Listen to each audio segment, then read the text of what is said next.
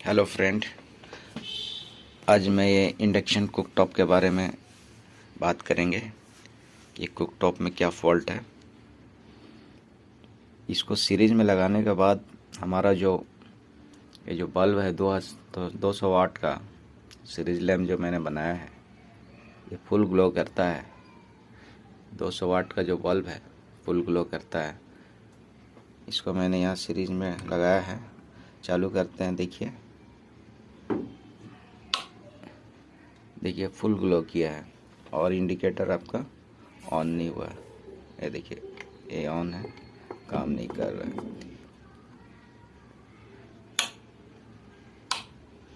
ये प्लग है आपका, काम नहीं कर रहा है। इसको खोल के देखते हैं इसमें फॉल्ट क्या है, चेक करते हैं मीटर से सीरियली, फिर आपको दिखाता रहूँगा क्या इसमें फॉल्ट है। इतना नहीं ग्लो करना चाहिए। देखता हूँ, इसको खोलता हूँ पहले। ये हीटिंग कॉइल है फ्रेंड।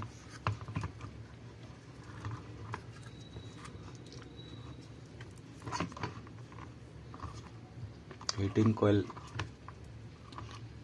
इसका टॉप सेंसर को मैं खोल रहा हूँ। यहाँ से टॉप सेंसर है जो बर्तन को सेंस करता है कि अब बर्तन है कि नहीं, कितना हीट हो रहा है, क्या सब इसको सेंस करता है। और इस आईसी, ये जो आईसी माइक्रो आईसी देख रहे हैं, यहाँ तक पहुँचाता है। ये कहने का मतलब जैसे हमारे शरीर का दिमाग होता है, उस तरह से पूरे सर्किट का किट का दिमाग है। सारा चीज़ जो भी है ब्यौरा यहाँ पर आता है, उसके बाद ही कोई फंक्शन होता है। ये मैंने खोल दिया। ये हमारा हीटिंग कॉइल है, 2000 वाट का है। ये हमारा 5 माइक्रोफैराड का कैपेसिटर है और ये 0.2 का कैपेसिटर है। और इसमें एक आईजीबीटी लगा हुआ है और एक ब्रिज डायोड लगा हुआ है। डायोड एसी को डीसी का काम करता है। और ये जो है हमारा ये आईजीबीटी, मतलब मेन काम इसी का है। टोटल काम इसका है हीट करने का। इसको चालू करने के लिए ये पूरा यहाँ से आपका पल्स आएगा। पल्स आने के बाद आपका गेट में आएगा। इसका ये वाला जो है पोर्शन, एक है गेट, कलेक्टर, एमीटर। गेट में जब पल्स आएगा तभी जाके स्विचिंग का काम करता है। स्विचिंग का काम तभी करेगा जब गेट में पल्स आएगा। और हमारा कलेक्टर में लगभग 280-300 वोल्ट तक इसका वोल्टेज रहना चाहिए। और एमीटर हमारा नेगेटिव ग्राउंड रहता है। और ये डायोड है। डायोड का दोनों जो बीच वाला पोर्शन है उसमें एसी सप्लाई 220 सप्लाई दिया जाता है। और उसका जो बगल में है इधर लेफ्ट तरफ जो देख रहे हैं, ये नेगेटिव सप्लाई है। और इसका इधर जो राइट तरफ है पॉजिटिव सप्लाई। ये पॉजिटिव सप्लाई जो देख रहे हैं यहाँ पर आया है और यहाँ से यहाँ पर गया हुआ है। आप यहाँ कॉइल देख रहे हैं, एक कॉइल है, एक कॉइल के थ्रू इधर आया हुआ है। और यहाँ से फिर हीटिंग कॉइल में, यहाँ देखिए ये हीटिंग कॉइल में गया हुआ है। और फिर हीटिंग कॉइल से रिटर्न फिर आके आपका आईजीबीटी के कलेक्टर से साथ लगा हुआ है। तो ये इसका सर्किट डायग्राम है। तो देखते हैं इसमें वोल्टेज, पहले मेजर करते हैं कि वोल्टेज क्या है। पहले सीरीज में ही लगा के रखेंगे, डायरेक्ट हम 220 सप्लाई पैरेलल में नहीं देंगे, क्योंकि आगे क्या शॉर्ट है क्या है। अगर डायरेक्ट लगाइएगा तो हो सके फ्लैश कर जाए, कुछ फट जाए। इसलिए कभी भी कोई भी किट हो, केवल हम इंडक्शन का बात नहीं कर रहे, कोई भी एसएमपीएस पावर हो, सप्लाई हो, चाहे कुछ हो, उसको पहले सीरीज में टेस्ट कीजिए। उसके बाद तो देखते हैं। सप्लाई लगा के सप्लाई दे दिया, इसका वोल्टेज चेक करते हैं। मीटर है आपका 220 एसी में लगाते हैं। 220 एसी 600 वोल्ट है, ये एसी का मार्का है। यहाँ देखिए, यहाँ रखते हैं, यहाँ रखते हैं, यहाँ रखते हैं।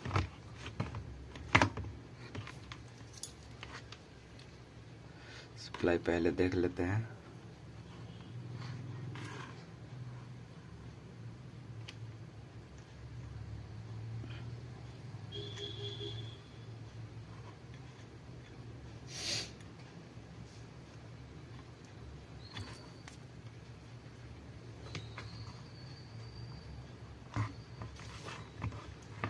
सप्लाई वोल्ट का प्रॉब्लम लग रहा है।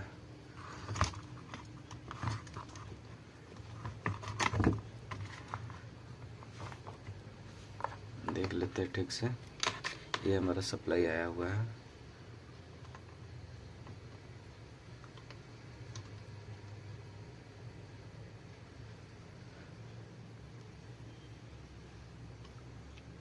सप्लाई आ रहा है लेकिन ड्रॉप कर रहा है। आगे शॉर्ट सर्किट है। अगर मान लीजिए 7.7 जो आता है, 7 वोल्ट जो आ रहा है, इसका मतलब है कि इसमें सप्लाई आ रहा है, कुछ आगे का वोल्टेज ड्रॉप कर रहा है, क्योंकि मैंने सीरीज में लगा कर रखा हुआ है। अगर सीरीज में नहीं रहता है तो यहाँ से हमारा फ्लैश कर जाता है, तार जल जाता है, चाहे कुछ भी हो सकता है, फ्यूज उड़ जाता है। इसका मतलब हमको चेक करना है कि आगे फॉल्ट क्या है।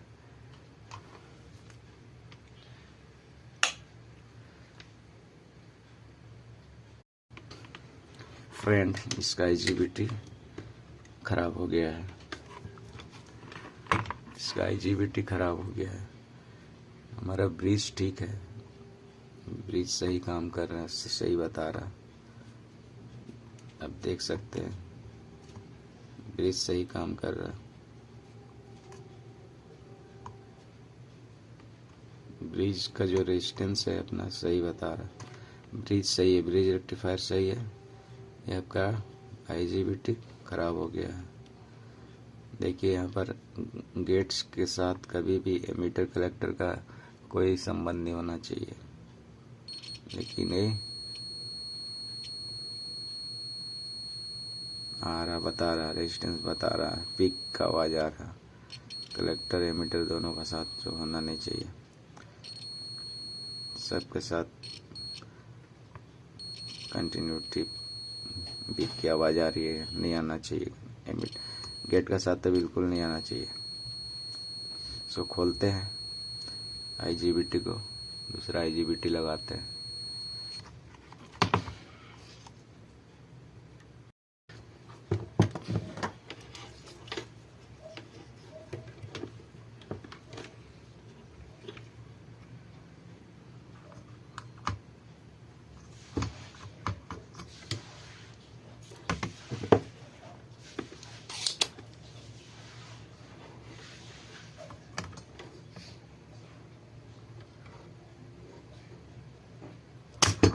इसका IGBT मैं खोल रहा हूँ,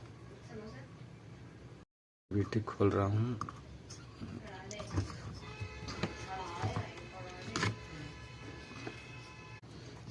कभी भी गेट का साथ कलेक्टर एमीटर IGBT कनेक्शन नहीं होता है। गेट हमेशा सेपरेट रहता है। इसका मैं डायग्राम दिखाऊंगा, पूरा डिटेल से इसकी सर्किट को समझाऊंगा। आज इसको देख लीजिए, तो पूरी डिटेल मैं दूंगा, पूरा सर्किट समझाऊंगा, कैसे कैसे काम करता है हमारा ये सर्किट डायग्राम। बहुत भली भांति आपको समझ आएगा। एक बार अगर दिमाग में बस जाएगा सब समझ आ जाएगा। इसका जो आवाज़ आ रही है, पिक की आवाज़ आ रही है, इसका फॉल्ट क्या है भी मैं बताऊंगा। कभी भी अगर कोई कंडेंसर चाहे 5 MFD का हो, चाहे हमारा 0.2 का कैपेसिटर हो, कोई भी कैपेसिटर ख़राब नहीं होना चाहिए। अगर इसमें प्रॉब्लम आती है IGBT को तुरंत उड़ा देगा। इसीलिए जब भी IGBT चेंज कीजिए, कंडेंसर को जरूर चेंज कीजिए। एक बार उसको फिजिकली देख लीजिए हमारा फ्रेश है कि नहीं, क्योंकि कभी कभी लीक भी होता है कंडेंसर।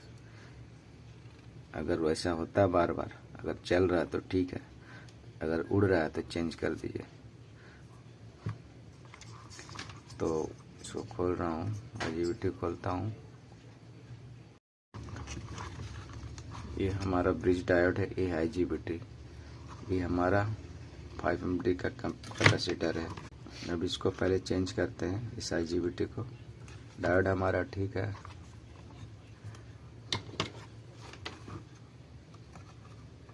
कभी भी IGBT या कोई भी 3 टांग या 4 टांग जो भी हो, ज़्यादा से ज़्यादा टांग 2 टांग तो आराम से निकल जाता है।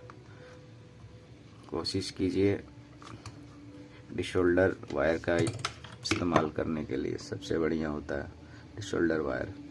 हमारा ये जो पंप है, पंप भी सही नहीं होता है, स्प्रिंट को उखाड़ देता है। डिशोल्डर जो वायर होता है पेस्ट लगा के, वो बहुत भली भांति जितने भी शोल्डर है उस डिशोल्डर वायर में चिपक जाता है, सबसे बढ़िया होता है। चाहे कोई भी कॉपर का तार ले लीजिए, कॉपर का तार जो होते हैं वो भी बढ़िया होता है। उसको छील लीजिए और पेस्ट लगा के यहाँ लगाइए, साफ हो जाएगा। तो एक बार इसको हम चेक करते हैं, बाहर निकाल लिए हैं। इसका नंबर है H20R1203। इसको चेक कर लेते हैं शॉर्टिंग। बीप की आवाज़ नहीं आनी चाहिए गेट का साथ, क्योंकि पहला गेट होता है, ये पहला गेट है। अगर ऐसे देखते हैं तो गेट, एक कलेक्टर, एक एमीटर, गेट कलेक्टर एमीटर, एक गेट का साथ ये दोनों का कोई संबंध नहीं होना चाहिए, कभी भी कंटिन्यूटी नहीं आना चाहिए। गेट हमेशा सेपरेट है। इसमें हम लोग पल्स देते हैं। ये जो किट है, ये किट में सर्किट बनाया हुआ है 3 ट्रांजिस्टर का, उसमें पल्स आता है जिसको बोलते हैं पल्स विद मॉड्यूलेशन, PWM, जो इस IC से आता है। हमारा जो कंट्रोल IC है, माइक्रो कंट्रोल IC है, उसके बाद आता है इस ट्रांजिस्टर में, वहाँ से फिर इस गेट पे आता है। गेट में वो पल्स आता है और ये स्विचिंग होता है। उसके बाद यहाँ से हमारा सप्लाई आउट होता है। ये हमारा उड़ने का कारण एक कंडेंसर बहुत बड़ा फैक्टर है। कंडेंसर को हमेशा चेक कीजिए, और जब चेंज करते उड़ रहा बार बार तो कंडेंसर चेंज कर दीजिए, बहुत बड़ा फैक्टर है। तो इसको चेक कर लेते हैं। मैंने यहाँ पर कंटिन्यूटी में लगा कर रखा हुआ है। यहाँ देखिए, इस गेट में पहले मैंने रखा,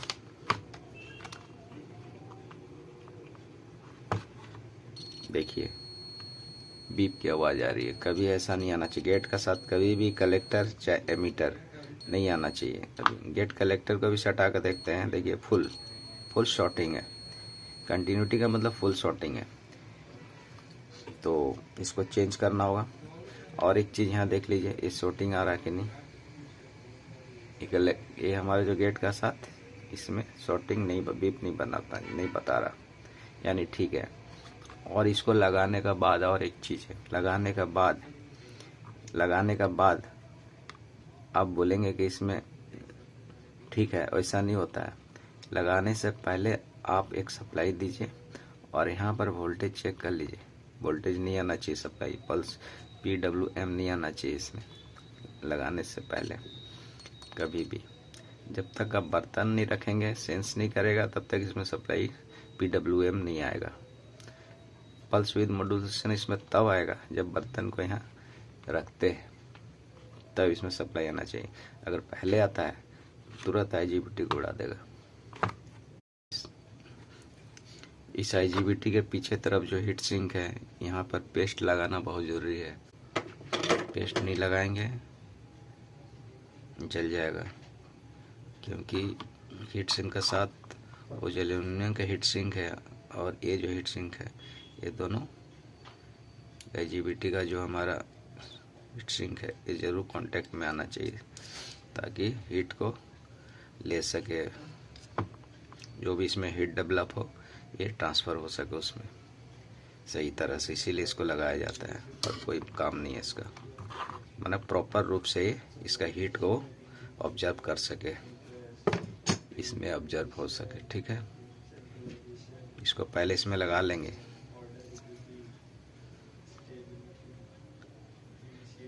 ठीक है, लगा के दिखाता हूँ।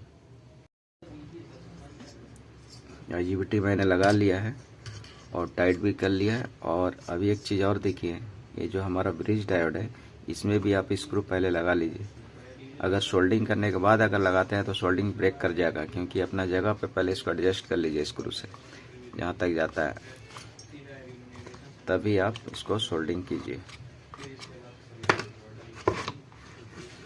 इसका स्क्रू है, इसको लगा लीजिए, पहले टाइट कर लीजिए। IGBT को सोल्डिंग करने से पहले आप इसको टाइट कर लीजिए। मैं पूरी जानकारी दूंगा इंडक्शन से, आप कहीं से भी मुझसे सवाल कीजिए, भली भांति एकदम A to Z आपको बताऊंगा। मैं एक सर्किट के द्वारा आपको पूरी डिटेल दूंगा इसके बारे में कि ये कैसे काम करता है, A to Z, ताकि आपके दिमाग में बच जाए।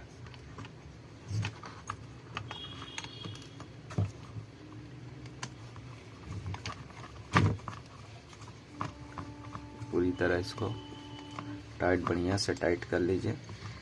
हीट सिंक का साथ बहुत ज़रूरी है, क्योंकि इसमें ये जो IGBT में हमारा बहुत हाई करंट प्रोड्यूस होता है, बहुत हाई करंट, क्योंकि 2000 वाट है। 2000 वाट का समझ लीजिए। यहाँ पर देखिए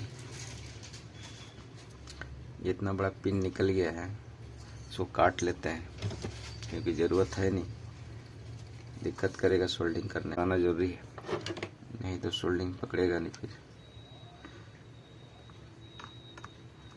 पेस्ट बहुत ज़रूरी है, सोल्डिंग भी आपका फिनिशिंग आना चाहिए। सोल्डिंग करना भी बहुत बड़ा टेक्निक चीज़ है, कोई भी चीज़ छोटा नहीं होता, आसान। अगर आपका तजुर्बा बन गया है तो कुछ नहीं है। यहाँ देखिए, ये मैंने शुरू में बोला था प्रिंट उखड़ जाता है, ये सब पंप का कमाल है। पंप का इस्तेमाल कम करें और डिशोल्डर वायर का इस्तेमाल ज़्यादा करें।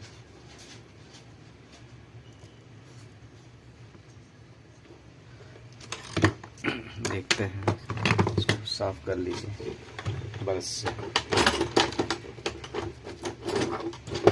ब्रश से साफ करना जरूरी है। कांटेक्ट हुआ कि नहीं, हो गया है। एक बार इसको सप्लाई देके वोल्टेज देख लेते हैं।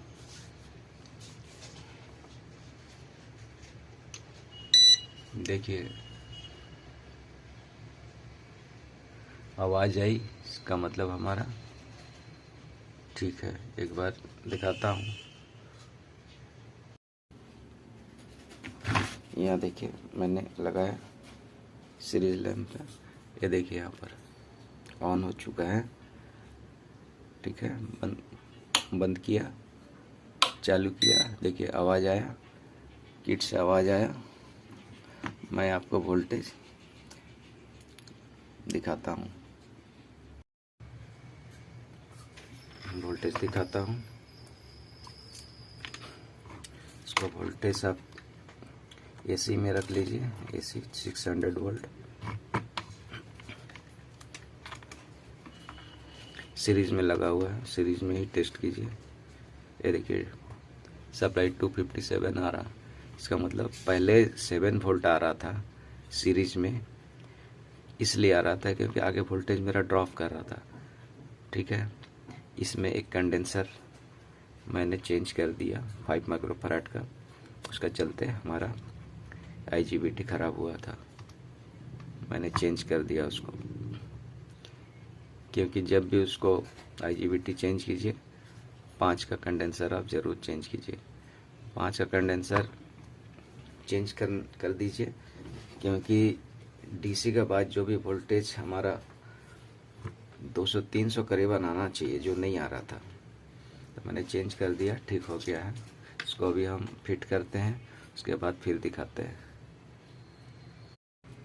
को फिट कर दे रहा हूँ। ये जो हमारा बर्तन सेंस करने का जो कनेक्टर है, ये सेंसर है हमारा बर्तन को सेंस करता है। जब टॉप में रखते हैं तो सेंस करता है कितना गर्म हो रहा है, बर्तन है कि नहीं ऊपर में, ये सेंस करता है।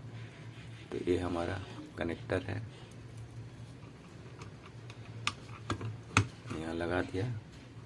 फिर आपका ये हमारा प्लेट है, टॉप प्लेट, इसका भी कनेक्टर आपका सॉकेट में लगा देते हैं। लगा दिया और एक बार बिना टाइट किए इसको हम चेक करते हैं।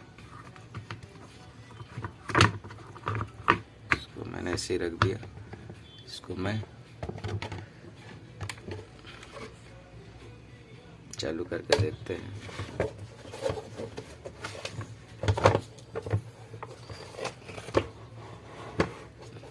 ऑन करते हैं, पहले सीरीज में ही ऑन करेंगे, सीरीज में ऑन करते हैं। देखिए ऑन किया, बत्ती आ गया, यहाँ पर देखिए इंडिकेटर आ गया जो पहले नहीं आ रहा था। अगर इसको हम प्रेस करते हैं तो देखिए E0 का मतलब होता है कि बर्तन बर्तन नहीं है, बर्तन को सेंस करना चाह रहा है। जैसे ही मैं इसमें रख दूंगा एक बर्तन को, देखिएगा ये सेंस कर लेगा। ये देखिए सेंस कर लिया, लेकिन बंद हो गया। क्यों? हमारा एक बार ये जो 200 वाट का जो सीरीज लैंप है वो ब्लिंक किया, उसके बाद बंद हो गया। इसका मतलब यही है कि ये लोड नहीं ले पा रहा है, इसको पूरा पैरेलल में फुल लोड चाहिए। तो इसको हम सीरीज से हटा के इसको पैरेलल में देखिए चालू करते हैं, चालू हो जाएगा। तो